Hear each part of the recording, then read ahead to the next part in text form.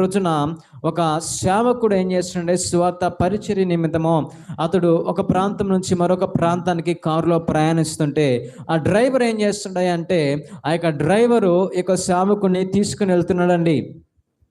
ఈ యొక్క సేవకుడిని తీసుకెళ్తున్న సమయంలో కొంత దూరం వెళ్ళిన తర్వాత కారులో ఒక బ్యాడ్ స్మెల్ వస్తుంది.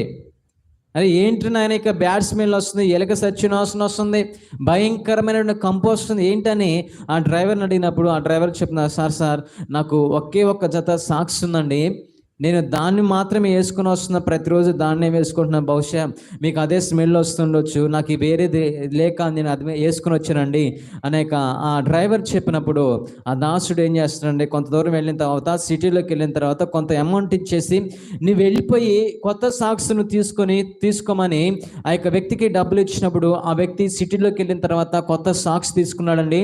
అది తీసుకొచ్చేసి ఏం చేస్తున్నాడంటే ఈ యొక్క పాత సాక్స్ని తీసుకొని మరలా తన జేబులో పెట్టుకుని మరలా కార్ డ్రైవ్ చేస్తున్నాడంట. మళ్ళీ డ్రైవ్ చేస్తున్నటువంటి సమయంలో ఇక ఉన్నటువంటి వ్యక్తికి మరలా స్మెల్ వస్తుంది. ఏంట్రా మళ్ళీ స్మెల్ వస్తుంది, నేను నీకు ఇచ్చాను కదా కొత్తది, నువ్వు కొనుక్కున్నావంటే అవును సార్ నేను కొనుక్కున్నాను, మరి ఏంటి స్మెల్ అంటే ఏం లేదు సార్, ఇది వేసుకున్నాం కదా రేపటి రోజున మరలా దాన్ని ధరించుకుందామని పాతది కూడా మరలా జేబులో భద్రంగా పెట్టుకున్నానండి ఆ యొక్క వ్యక్తి చెప్తున్నాడండి. ఈ రోజున అదే రీతిగా మనము కూడా ఇకవన్నీ కూడా చంపివేయాల్సినటువంటి మనము, దేవుడితో పాటు సిలువ వేసవలసిన మనము, దేవుడితో పాటు సిలువ వేయబడాల్సినటువంటి మనము ఇదిగో శారీరకంగా ఇదిగో ఒకప్పుడు పాపములో ఉన్నప్పుడు వీటన్నిటిని కూడా రక్షణ పొందుకునేటువంటి దినమున వీటన్నిటిని కూడా మనం చంపివేసాము. ఈ చచ్చిపోయినటువంటి దాన్ని కంపు కొట్టేటటువంటి దాన్ని మరలా మనం ఏం చేస్తున్నామంటే తీసి జేబులో పెట్టుకొని తిరిగేటటువంటి వారమై ఉన్నాం. అందుకనే ఈ రోజున దీవెన మనం పొందుకోలేకపోతున్నాం.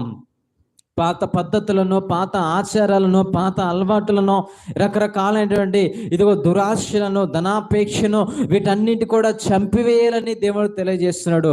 వీటన్నిటిని చంపివేయకపోవడాన్ని బట్టి ఈ రోజున మనలో ఇక ఆశీర్వాదం మనం పొందలేకపోతున్నాం. ఈ రోజున మన పరిస్థితి కూడా అలానే ఉందేమో, మనము కూడా అలానే జీవిస్తున్నామేమో.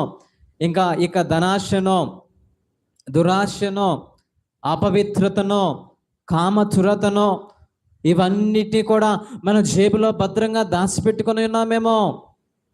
అందుకనే దేవుడు మాట్లాడుతున్నాడు యొక్క ఉదయకాల సమయంలో, ఒకవేళ అలాంటి వారు కనుక ఉన్నట్లయితే ఇది మంచి సమయం, దేవుడు చెప్తున్నాడు వీటిని చంపేసేయి. ఎప్పుడైతే వీటిని మనం చంపివేస్తామో అప్పుడే దేవుడి చేత మనం దీవించబడతాం.